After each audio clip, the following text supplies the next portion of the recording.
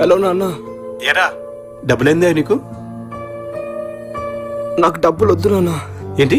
Return పంపించేస్తున్నా. అదేంట్రా, నువ్వే కదా డబ్బులు కావాలని అడిగింది. కానీ ఇప్పుడు వద్దు నాన్న. ఏమైందిరా నీకు? ఏం కాలేదన్నా. వాల్యుబుల్ గిఫ్ట్ ఒకటి ఇచ్చావు కదా నాన్న, బైబిల్. అది చాలు నాకు.